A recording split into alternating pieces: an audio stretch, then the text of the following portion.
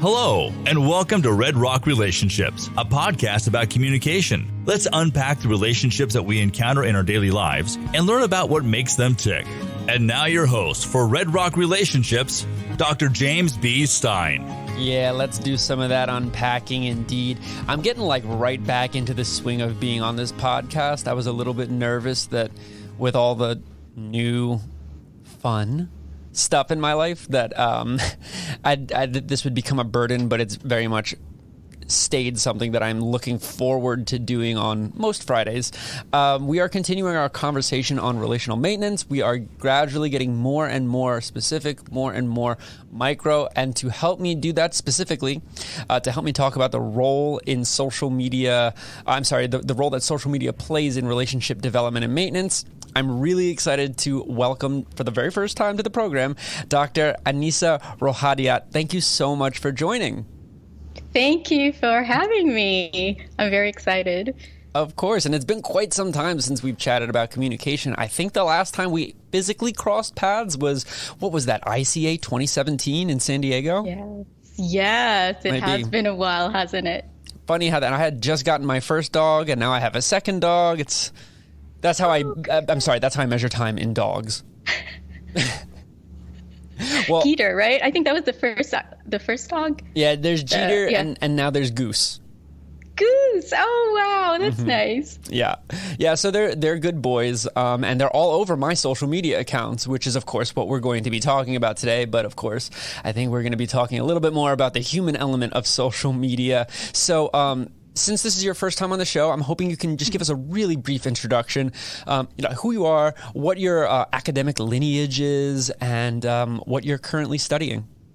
Okay, thank you. So, all right, my name is Anisa. I'm an assistant professor at the Department of Communication Studies at California State University, Stanislaus. It's in Central Valley, California.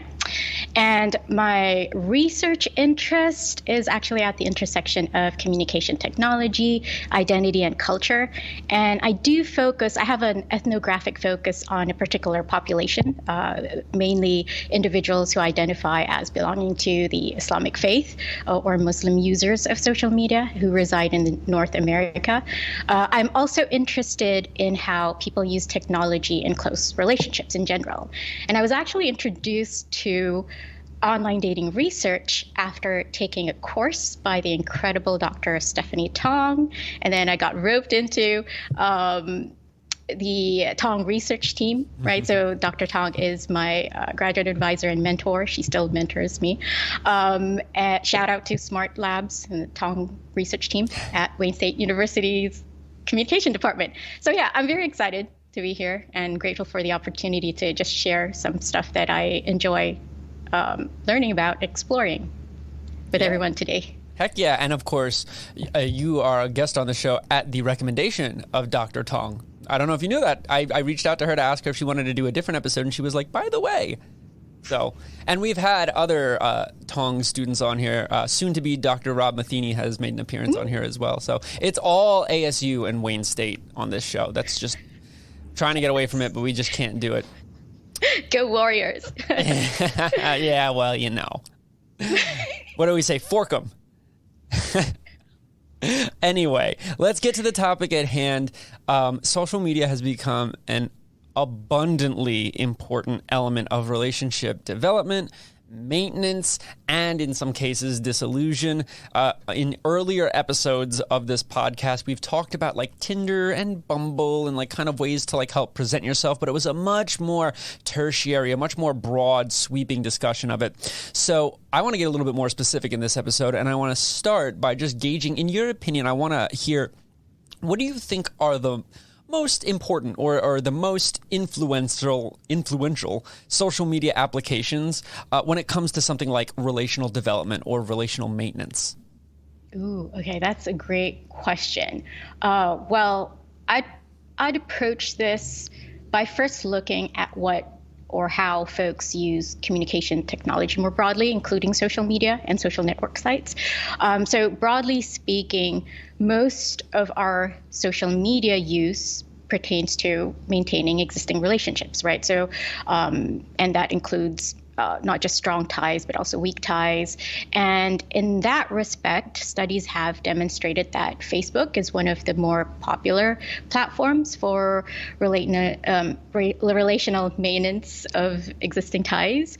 But then we could also look at it from a platform feature and affordances perspective, and affordances here meaning action potentials or action capabilities.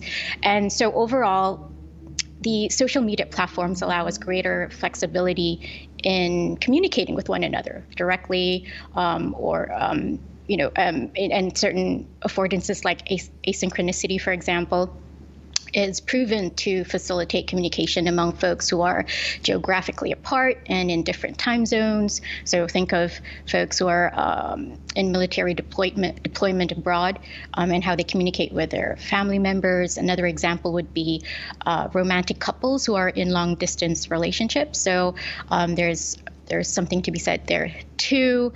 And since most of our social media use utilizes mobile devices like smartphones, the affordance of mobility, portability offers yet another layer of flexibility, right, in terms of channel and also temporal flexibility too. So moving on to actual platforms and built-in features, each platform provides channel flexibility, right? So think of Facebook. You have the more dyadic way of communicating through instant messaging, and then you have a more public way of communicating, right, or mass personal, as some folks call it.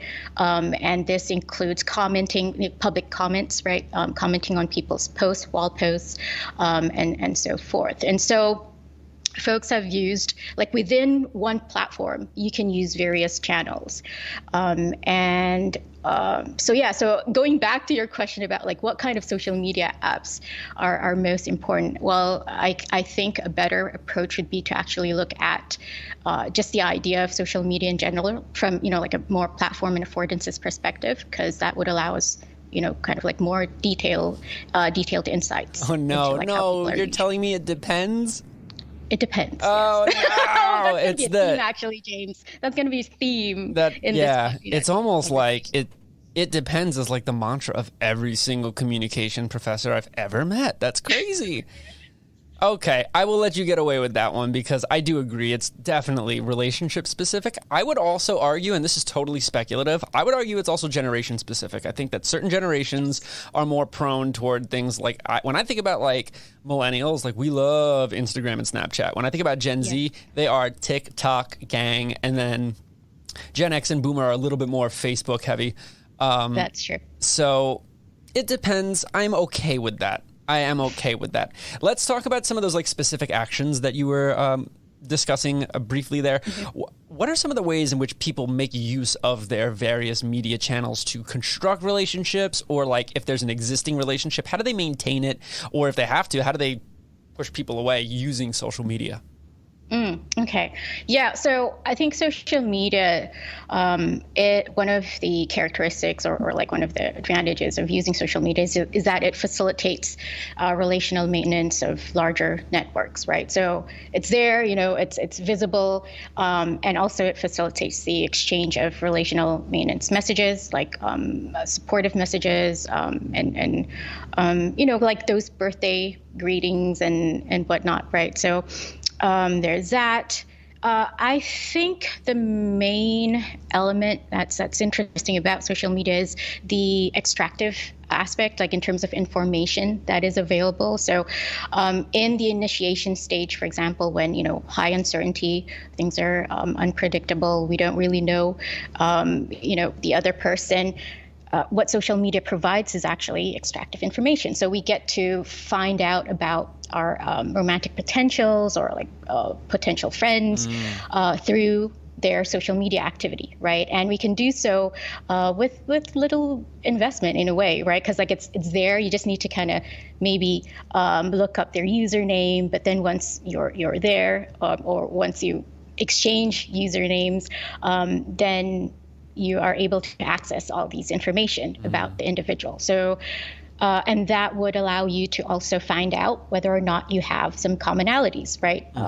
Interests that you share and so forth.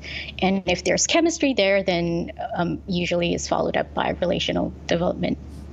So stalking, Facebook stalking, good old-fashioned Facebook stalking. What the uncertainty scholars would call passive information seeking.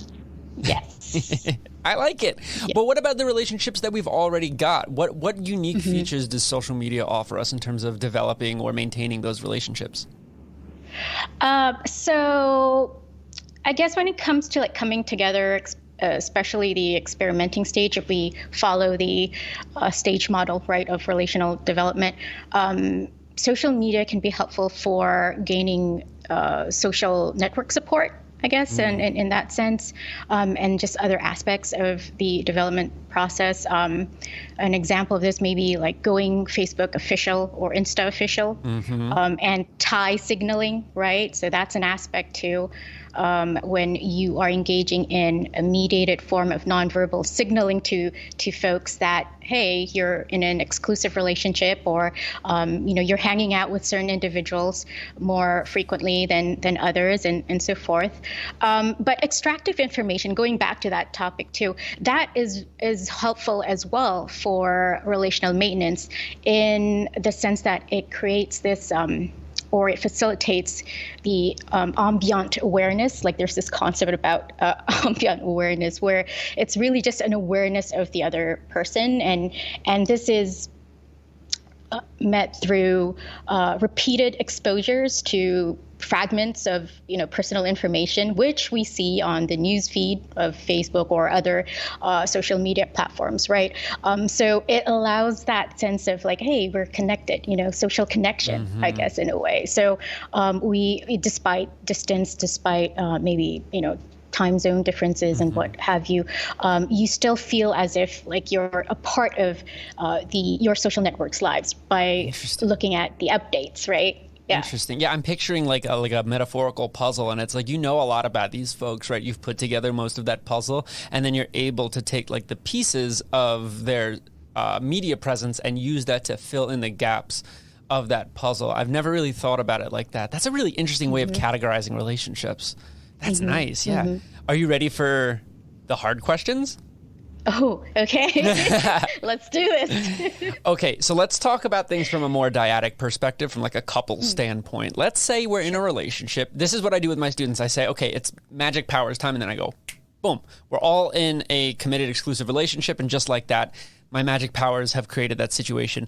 Let's say we are in a position where one partner wants to publicly advertise the relationship. So like you were saying, like one partner wants to go Facebook official, or they want to make a joint TikTok post, right? Displaying that they're in a relationship, and the other one doesn't. Where might that resistance be coming from, and how as a couple can we navigate that dialectical tension of like openness versus closeness? Oh, that's an excellent question. Wow. Well, so one of the things that I learned, right, in studying people's social media behavior and just contact use in general, is that much of what happens in our offline world, if you will, actually translate pretty well into the online, right? So in this sense, when we're thinking about certain idiosyncrasies, individual differences like personality traits, tolerance towards uncertainty, let's see what else, attachment styles, right? Like, and even self-disclosure, or people's approach towards self-disclosure. I think that pretty much is also manifested in the online, or in this case, like in social media use, right? So I think among couples, then the struggles of just navigating these differences also pertains to something like privacy and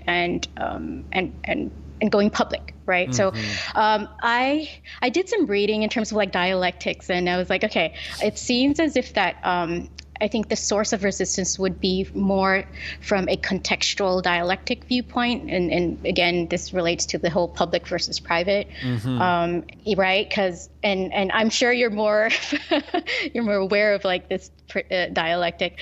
But Yeah, so let's see.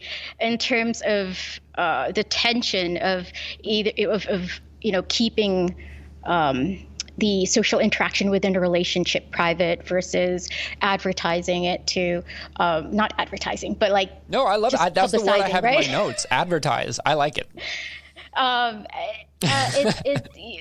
Let's see that. Yeah, it is seemingly oppositional. But then if you look at what Baxter have suggested in terms of like some strategies in navigating this dialectic, there are some ways, right? And I thought of, for example, integration and maybe a sub area of integration where people can negotiate and try to maybe even reframe the seemingly oppositional, polars here between being private and public into something else. Let's say people can talk about how, well, the thing about social support from your social network, right? Like that is a pivotal, I guess, what is it called?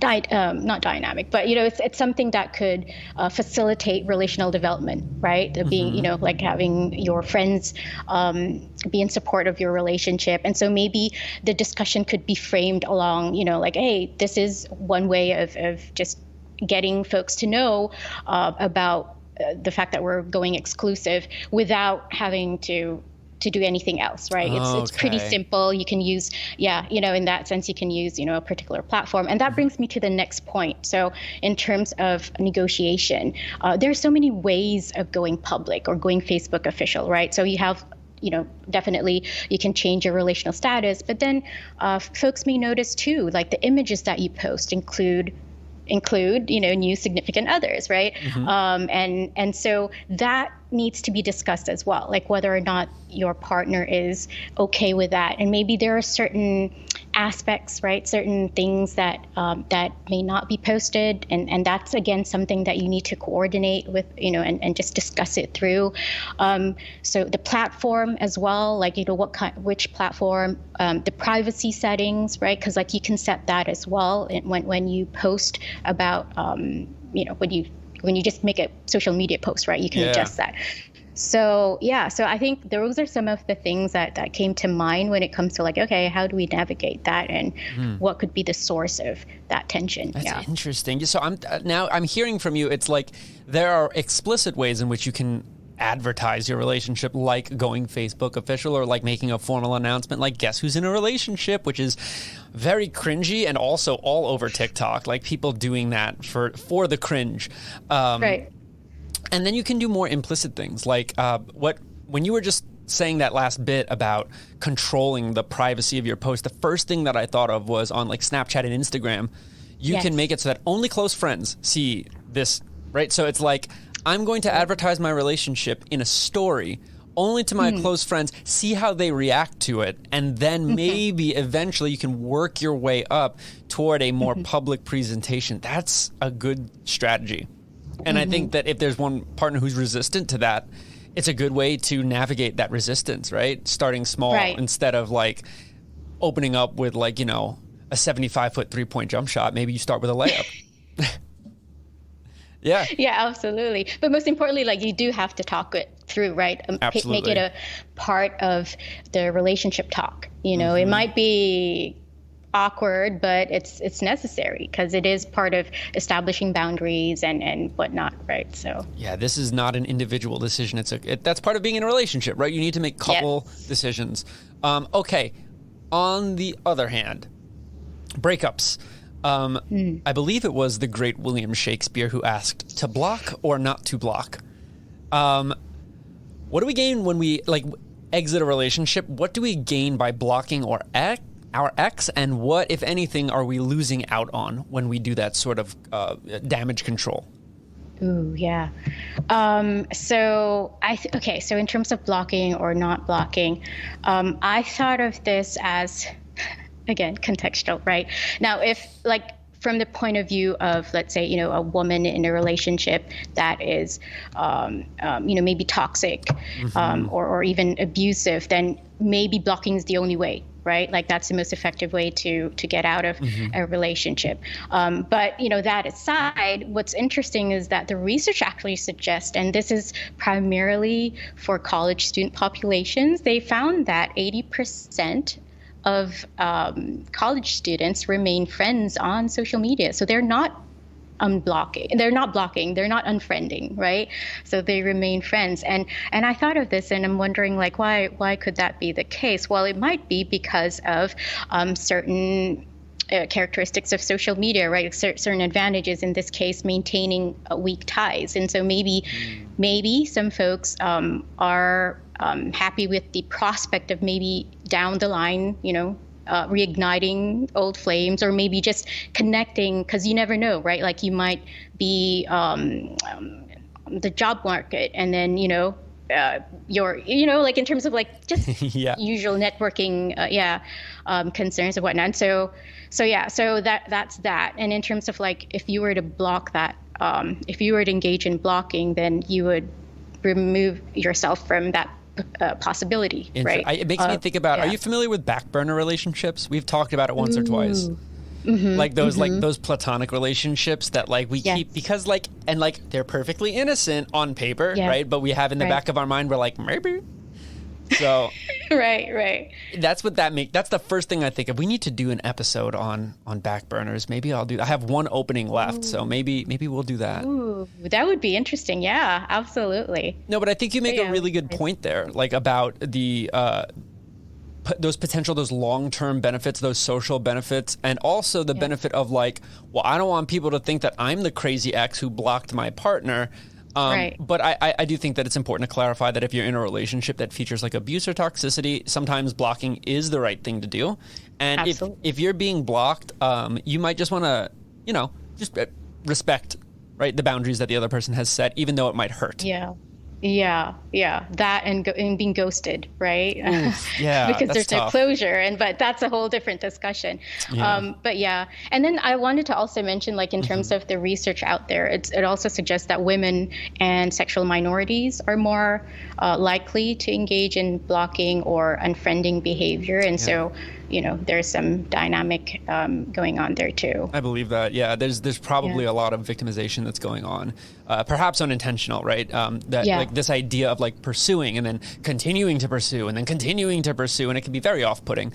So respecting the wishes is big. So again, it depends, but I'm hearing that overall there's not as much blocking as initially thought. 80% maintain friends. Now, of course, there are various channels. So I'm picturing a scenario where it's like, maybe you've blocked my number, but you did not block me on Facebook. And so you're like, look, I don't want that intimate connection anymore, but I still kind of want to see what you're up to. Something like that. I like that. Yeah, monitoring behavior, right? Because I think that's part of coping. Right back to Facebook stalking. Right back to it. Okay, we have a little bit of time left, which means that we have time for the bonus question that I wanted to include. So, in your academic and expert opinion, what's the best dating app and why? Okay. So again, this depends on the dating pool, right? Like what dating pool you're a part of, I guess, if you're a part of a thin market. So with demographics, all the individual differences, factors come to play as well.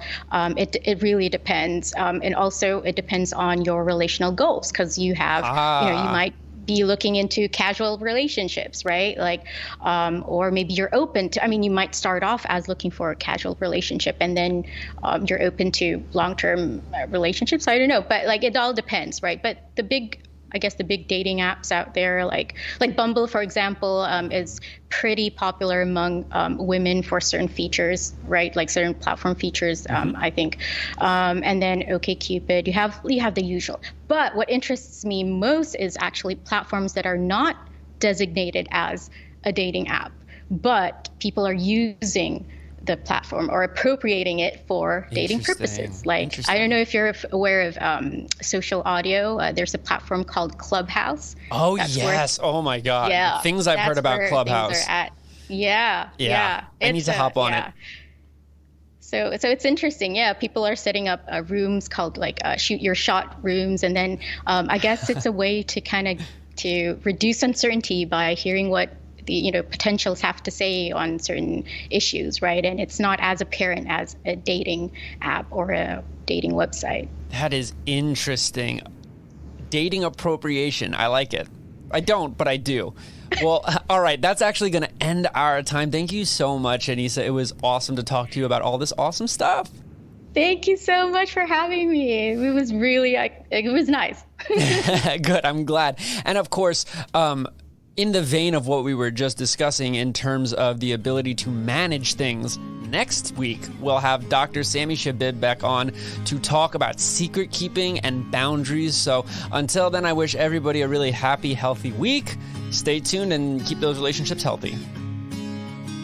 You've been listening to Red Rock Relationships, a podcast about communication.